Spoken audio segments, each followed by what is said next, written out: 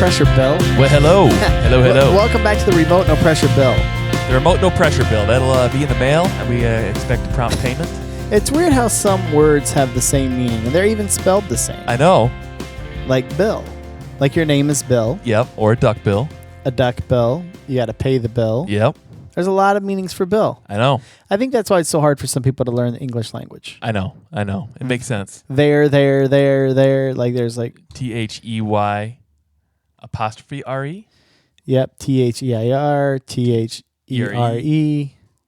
Wow. Lots of there's there. Oh, America. No, it's not even America. It's English. It's English. It's not American. It's English. Or English is our friends to the... Stop. Too late, Bill. It's too late and we're too far. Well, first of all, just to let you guys know, I know it's the Christmas season. Things are coming up. And this episode of the Remote No Pressure podcast is brought to you by Deli Fresh Design. Deli Fresh Design makes outdoor gear that is simple, reliable, and sustainable. It recycles rock climbing rope, sailcloth, fishing waders, and other tough materials into essential products for enjoying the outdoors. All are made in Colorado. If you go to delifreshdesign.com, enter in the discount code RNP20 at checkout, you'll get 20% off. And if you go over $75, you get free shipping. You can't go wrong. You can't afford not to shop. You cannot afford not to. You can't afford not to. Our other sponsor is Manscaped. Yes. Go to manscaped.com, type in Remote No Pressure for 20% off and free shipping. On the whole package. Boom. You want to get a nice package in the mail. You want to get a nice package as a mail. Oh, in the mail as a mail. Mail. That's the same. But, it's really a gift for her. It's really a gift for her. It's the gift that keeps Christmas on giving. Christmas is coming, gentlemen. Treat your wives nice. A little... she'll thank you later. What's it called? Christmas tree shape. Oh. I digress. We have a female guest. We can't go too far with this one this week. Yeah. Refining the Gentleman Manscaped, the Lawnmower 2.0. Nothing is better for the family jewels than the Lawnmower 2.0 with all the accessories. Yes. Wipes, bags, sacks, whatever you need for the ultimate package. You mean like saxophone player sax? Wow, it's just too... Dude, it's too much. So why don't we write for Saturday Night Live? I don't know. Lauren Michaels, look us up. Lauren Michaels. My address is... well, this week in other news,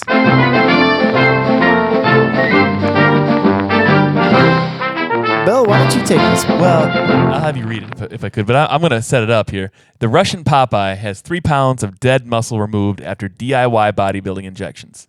You don't have to read it. I read this the other day. We'll put the link on the site. This is crazy.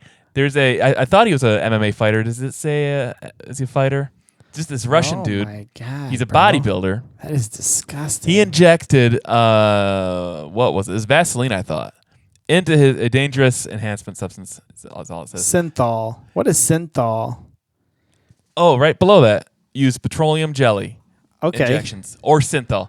He injected this into his biceps, trying to get bigger arms. Oh my God. And that he did, but at the expense of the muscles. That killed his muscles. The doctor says it's like the muscles felt like trees because they're so big and so but it was just dead muscle. How many pounds of meat did they have to pull off this guy? Oh my God. What was the title again? The headline. 3 pounds. 1.5 pounds from each arm of just dead muscle. They show it. Scroll down. It's gross.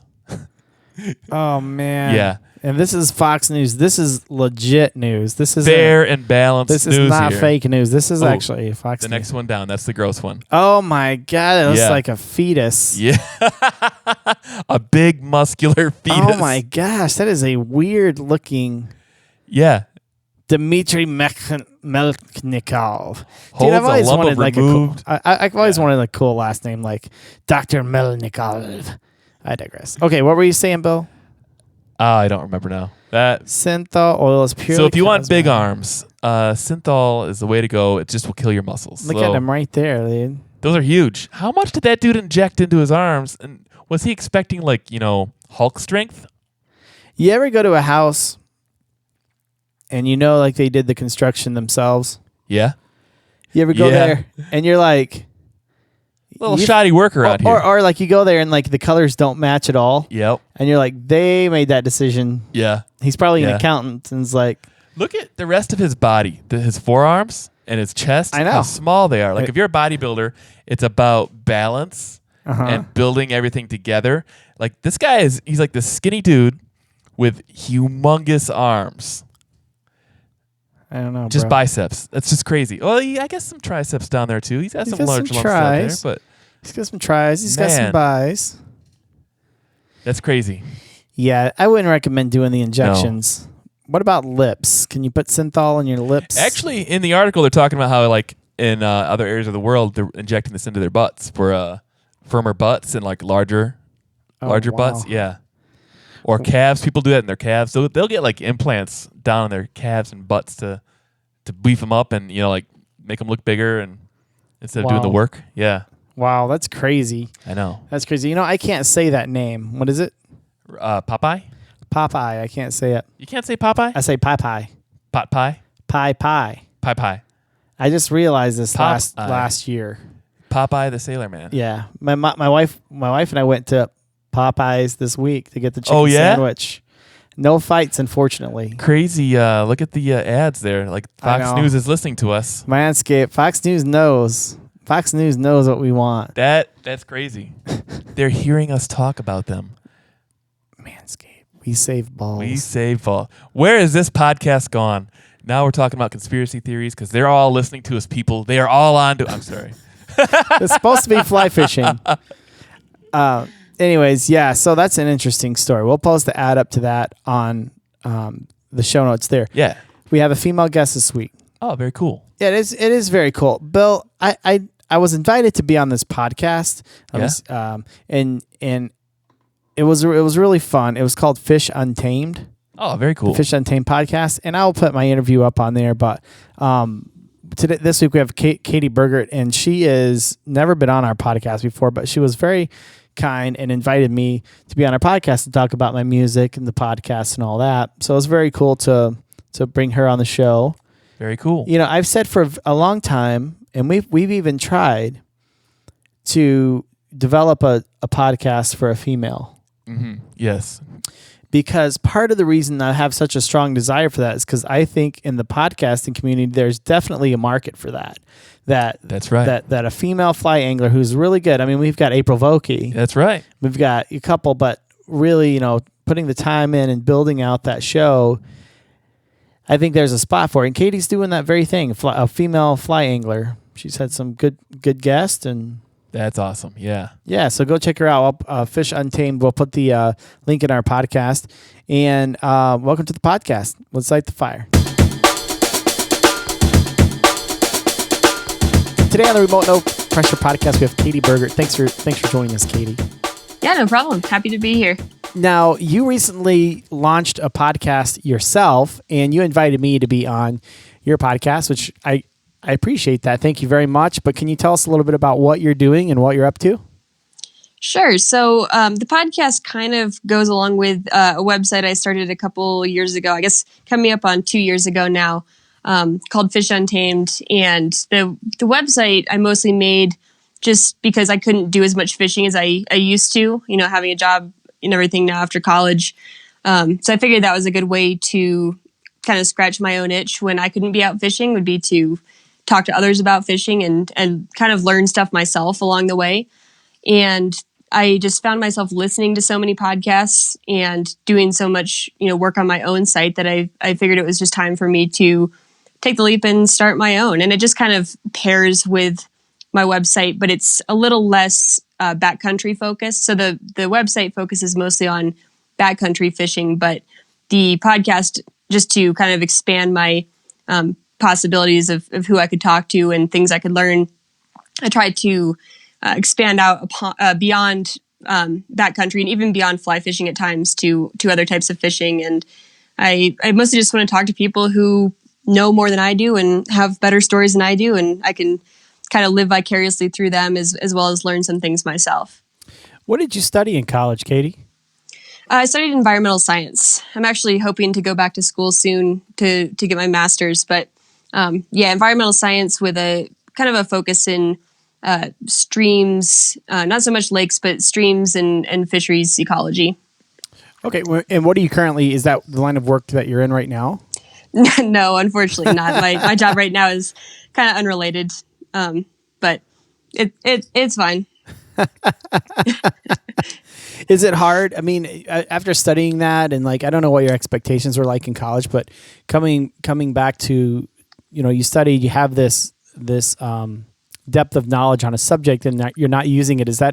Does that ever get frustrating to you, Katie? It does, but I still feel like I've got a lot of time ahead of me to kind of narrow things down a bit more. So it's more just motivation to get me back, back in school to get a degree that can take me where I want to go. Do you feel like the fly fishing podcast or the fishing podcast and the website kind of is an outlet for that passion of yours?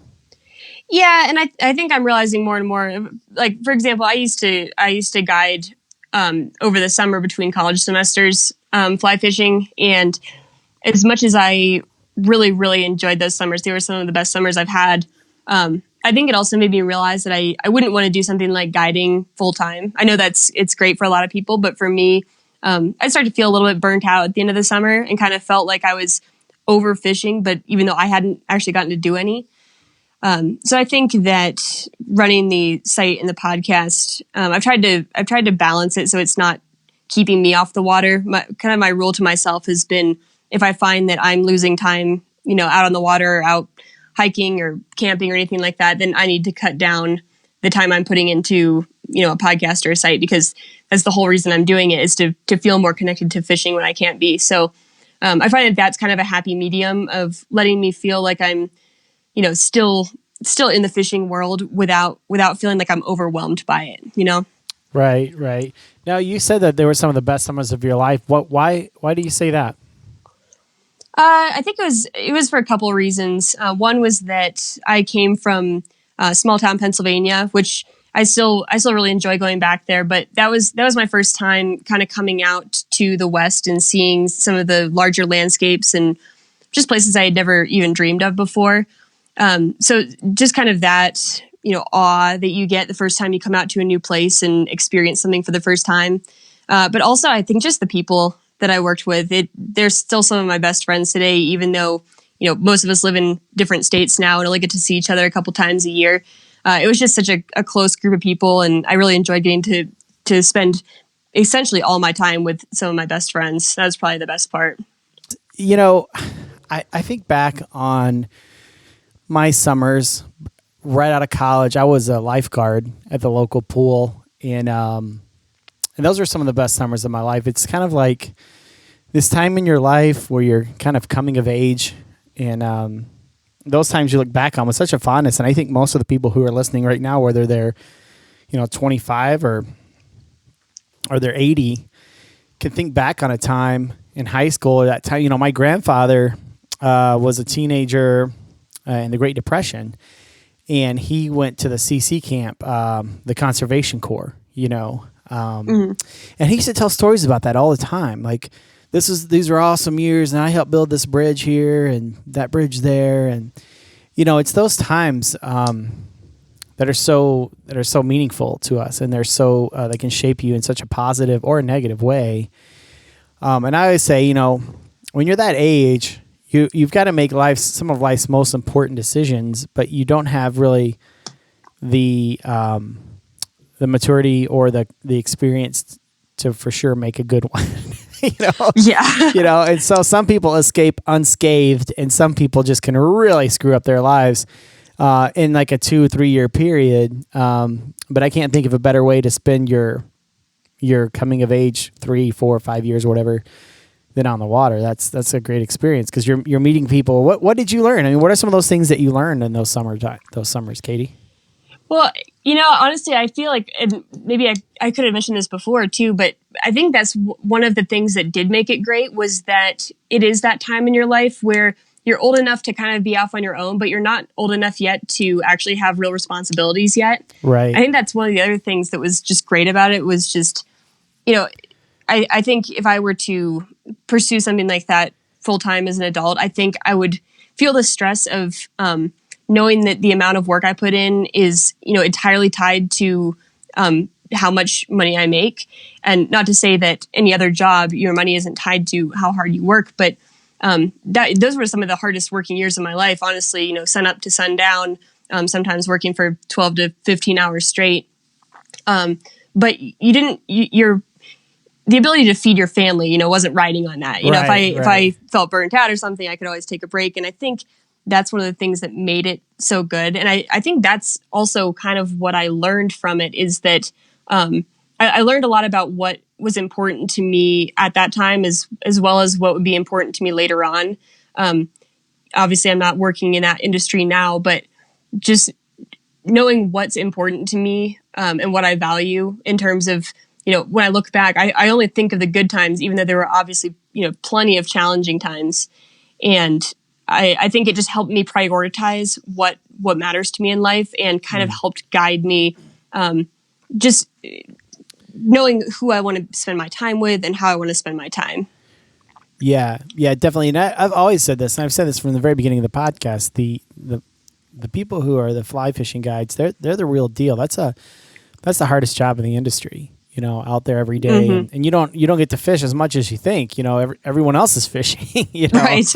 You put in a long day. You're cleaning fish. You're taking care of your clients. They may or may not tip. You may not catch any fish, and you got to manage expectations. You're kind of a psychologist. You're a biologist. It's right. Everything. Sales and marketing, and it's kind of rides on all that. And I know quite a few guides, and it's like, man, you guys work so stinking hard. But like, you're right. I mean, when you're young and you don't have any bills and you don't have any kids, or, so what if the guy doesn't tip you?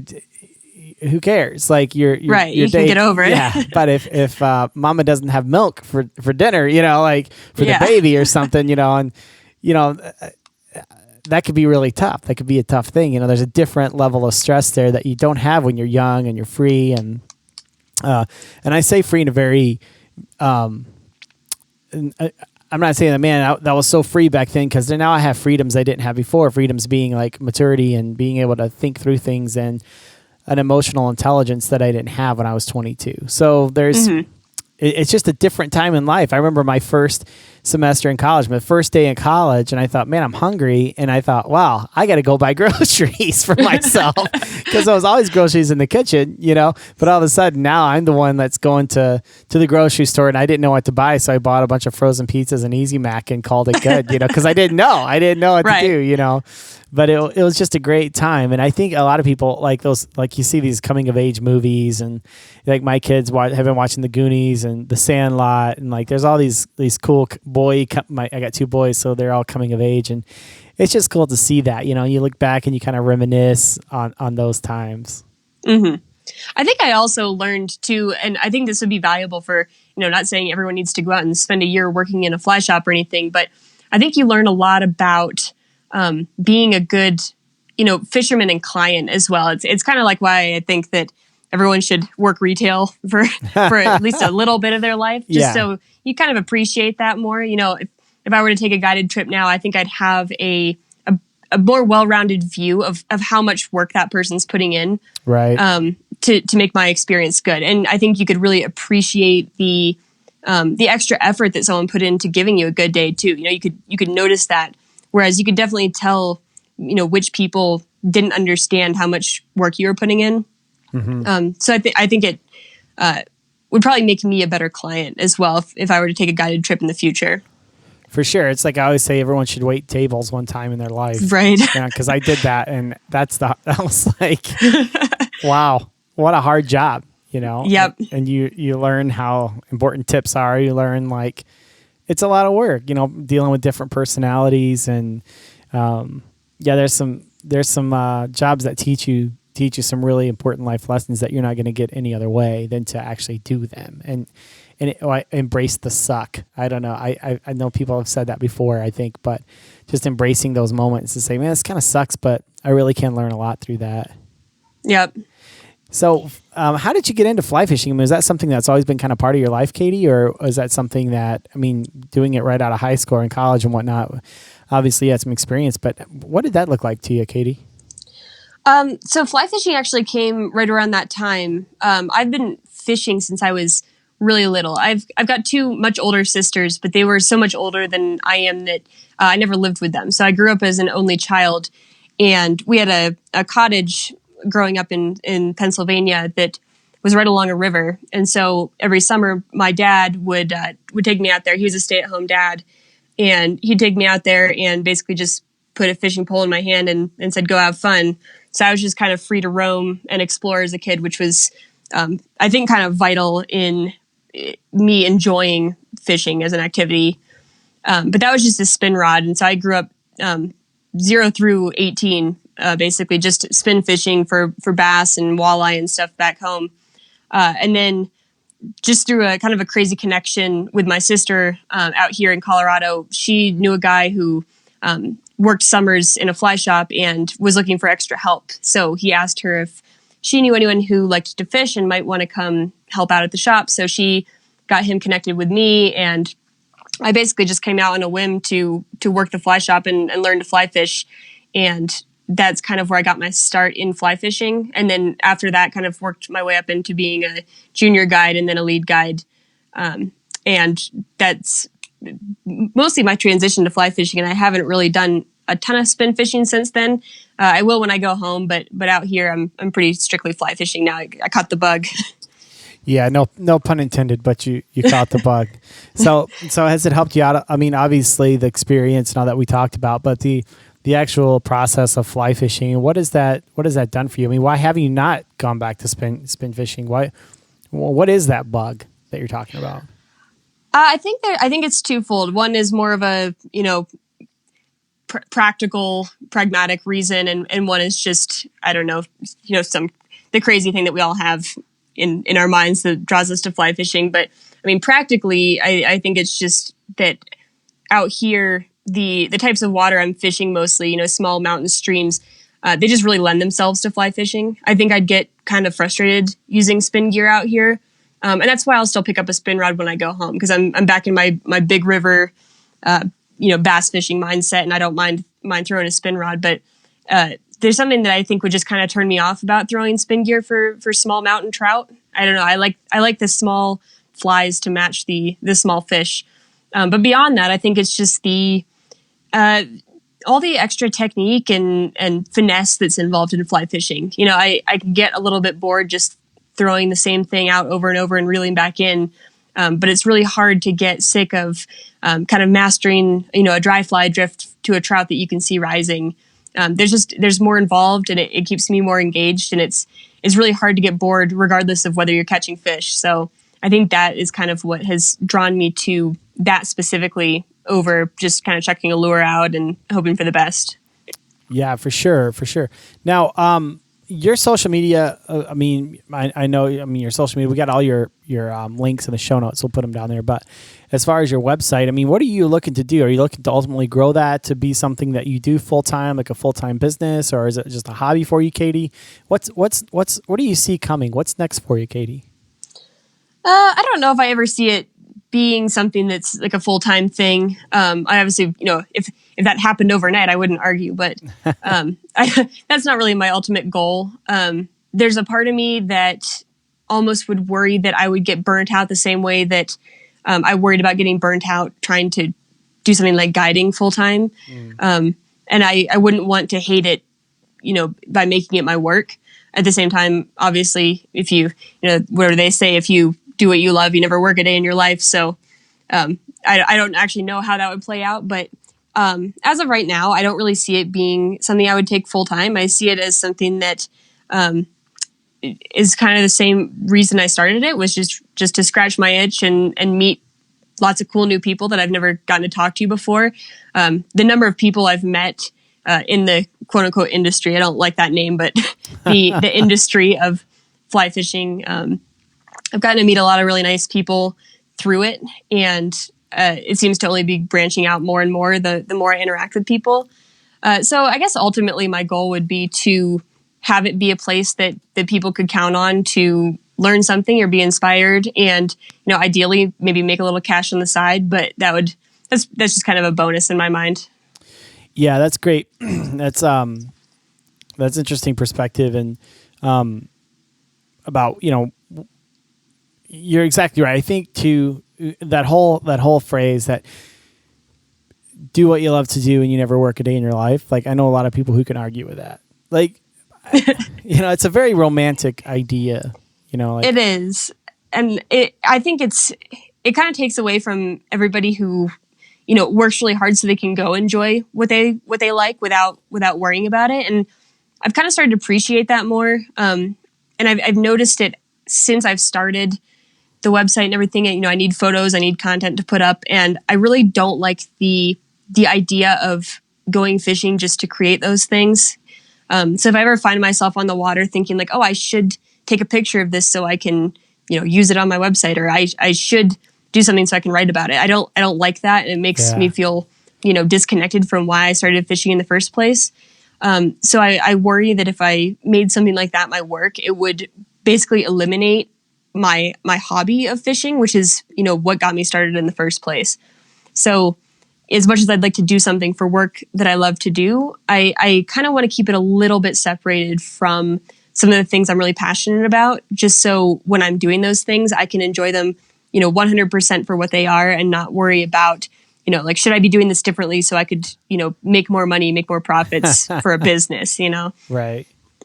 Yeah, it's weird seeing my pictures that I take when I go fishing are absolutely horrible.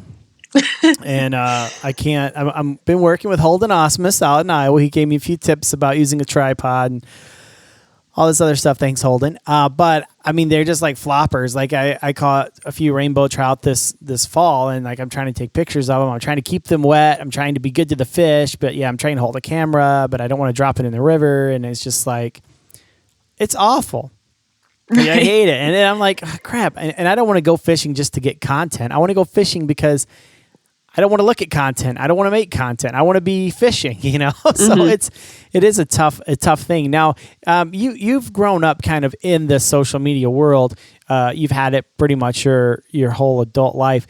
Do you see yourself kind of and let me ask you, I ask this question, and I don't know, I think we may have brought it up on your podcast, so just forgive me if that were the case. You can go to Katie's website. It's fishuntamed.com, right?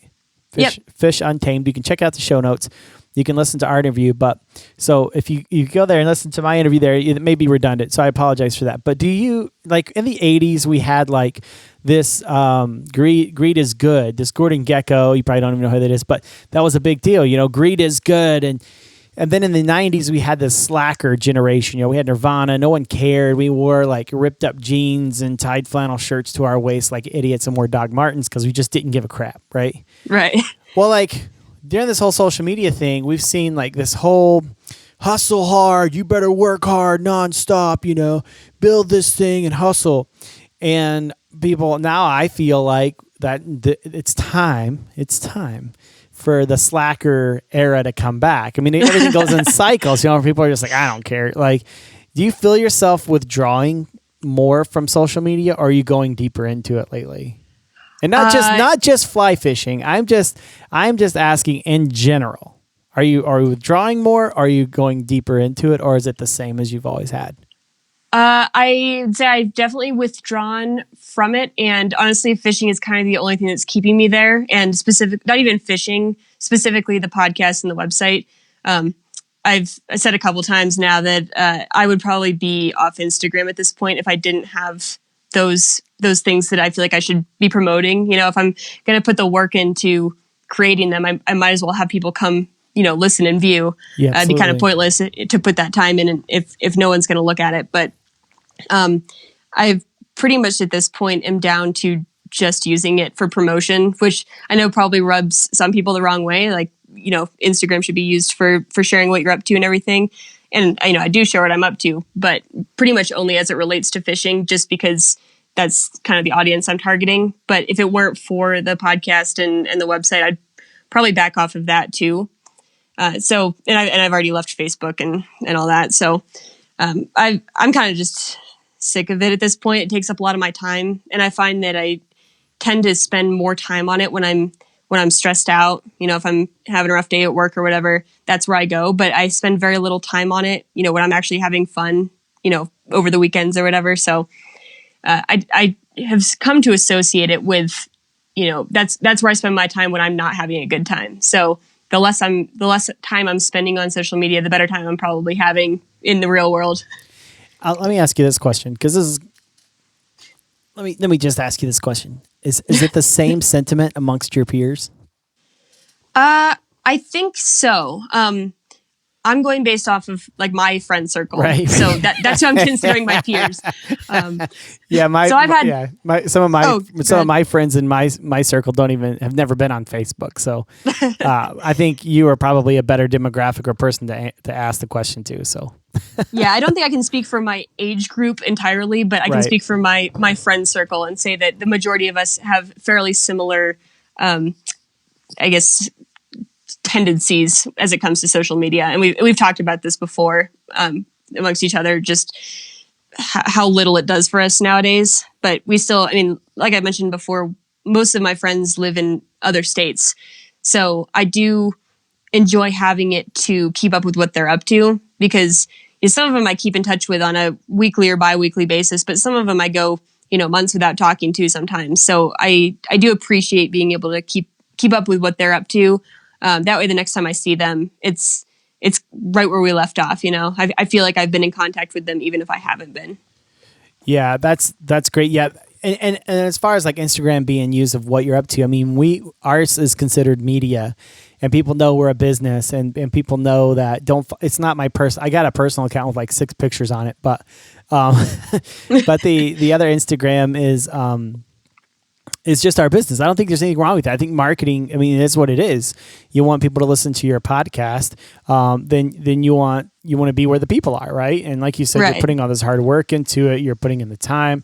You want people to listen to it. So I don't think you should beat yourself up or let anybody beat you up on that. But I think that it's really great what you're doing, Katie. And it's something that I think there's a big hole in the podcasting community. With female hosts and fly fishing. We have a couple. We have I know one big one, but other than that one, I don't really know anyone in the space. So I was really happy when I heard that you were doing that, Katie, because I think that that the female voice needs to be heard. And we have we've had female guests on our show, and we've had we had a female interview a female last quarter, because it's like I want that female perspective, but I'm also a man, so it's hard for me to really understand some of the things that the women go through that are in the sport. And I know that this community is not, I'm assuming, is not as sexist or bigoted as a lot of other communities. It seems like there is a place for women in this community, and I'm glad that their voices have been heard. Do you feel that way as well in the fishing podcasting industry, that there's kind of a gap there between the number of men hosts and number of men shows versus women? Yeah, and I go back and forth, because on one hand, I obviously want more women's voices out there, and I want more women to feel welcome to come into the industry, but I also kind of feel, I think April Vokey has talked about this a couple times, how like kind of relating to the Orvis 50-50 and getting 50% women on the water. And I kind of resonate with her sentiment, which is I don't want there to be 50% women just for the sake of there being 50% women. I want women to feel equally as welcome into the industry as men. But if fewer women choose to take that up than men, then I have no problem with that. Whoever wants to, I just want whoever wants to fish to be able to fish without feeling isolated or like they have a barrier to entry. So I do want to hear more women's voices, but not just for the sake of including more women. I actually just interviewed one of my friends for my show, and her episode's going to be coming out soon. But we talked a little bit about how in like the fly fishing film tour, it always seems like there's a couple episodes or a couple shows with women, but oftentimes it kind of feels like that's the token thing, just that there's a woman fishing, right? And we're kind of ready to transition over to where it's not a thing, it's just that women also fish and men fish, and there's no reason to view it any differently.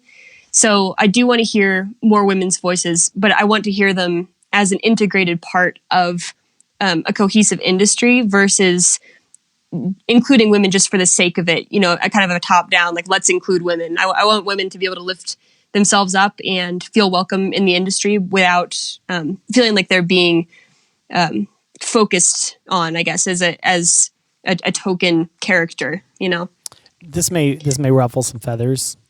I'm not going to say who it was. It wasn't April Vokey, I can tell you that. But I had a female who told me 50-50 on the water would never happen.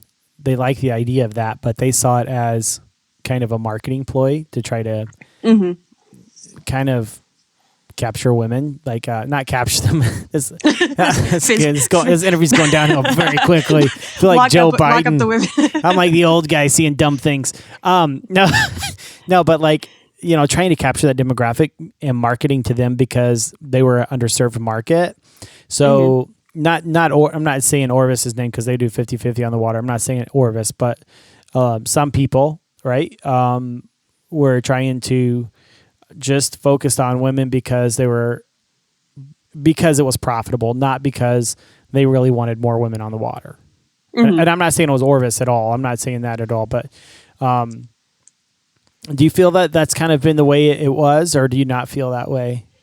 And again, this is a white man that has no idea female's perspective. So this is a good example of me saying it's better to have a female interviewing a female. But anyways, can you tell us? I mean, do you feel that way? Not necessarily to Orvis or anything, but do you ever feel that sometimes it's kind of like just a marketing thing? I've heard several perspectives on it, and my thoughts, often I feel like I hear what people say, and based on how well they say it, I could be swayed to think one way or the other. And at the end of the day, I basically come back to thinking, I don't know what their motivations are. And I don't want to say I don't care because it's important, but I don't really care in terms of like, I'm not going to buy their products or not because of this campaign. And I don't know which all brands are doing something like this, but at the end of the day, if I need a product that a company sells, I'll buy that product. But I'm very non-company loyal unless a company has done something extremely egregious that I disagree with morally. Apart from that, I'm just going to buy whatever I think is the best product that suits me. So I haven't actually thought too much about what their motivations are behind it. I guess if I had to throw out my best guess, I would say that I do think that there's probably a little bit of tapping into a market involved there, but I also assume that most of the individuals involved with it have good intentions at heart. I'm assuming, just to take Orvis because that's the famous one. Do I think that Orvis probably would like to cash in on an underserved market that feels like they need a company to look their way? Yeah, I'm sure they would like to cash in on that. At the same time, I bet if I talked to any given Orvis employee, they probably genuinely support having more opportunities for minorities and excluded groups to get into fly fishing. So I don't think that there's a bunch of devious people, behind the scenes trying to use, marginalized groups or anything like that. But I'm sure that there's at least a little bit of that aspect. Any company's trying to make money, and it would be kind of foolish not to pursue a means to do that if you see one available. So I can't really speak to a whole company, but I assume it's a little bit of both. Yeah, I just think about Mr. Burns from The Simpsons, But I tell you, like, as far as Orvis, though, I think you're exactly right. Every time this is not a commercial for them, but every time I've been in one of their stores, all the people there are super passionate about what they do, and they have a genuine desire to see everyone fly fish,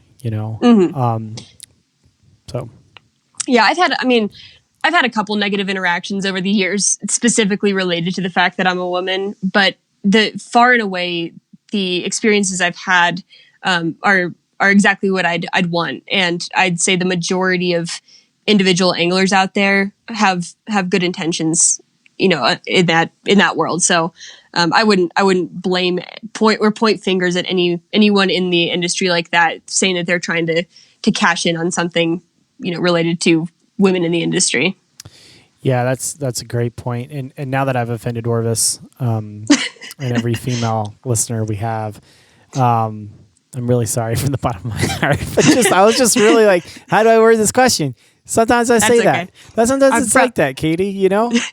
I probably offended some people too, so I've getting to learn that that's just going to happen. What are you going to do about it? What are you going to do? Next thing you know, we're on Fox News. Like, you know, some guy offended all females, and then people will listen to our podcast. Maybe that'll be what it is. So, well, Katie, thank you so much for hanging out with us. We'll be sure to include all of your links in our podcast notes and also in our mailing list as well. Thank you so much, though, for hanging out with us. Yeah, of course. Anytime. All right. Have a great night. All right. You too, Jeff. Thank you guys so much for hanging out with us today on the Remote No Pressure podcast. Bill, thanks for hanging out with us. Yeah, it's always a pleasure. Yeah. Be sure to go to our website at remotenopressure.com. Sign up for our mailing list. Our socials are there. Yeah. Your social. I don't have a social. I know. Well, you have access to a social. I do have it, but I choose not to. Because like I said at the beginning, Big Brother's always paying attention. No, I'm just kidding. No, but we do have a website, remotenopressure.com. Also, check out our partners, delifreshdesign.com and the Lawnmower 2.0 manscaped.com as well. Yeah. Thank you so much for listening, and until next time, go fishing.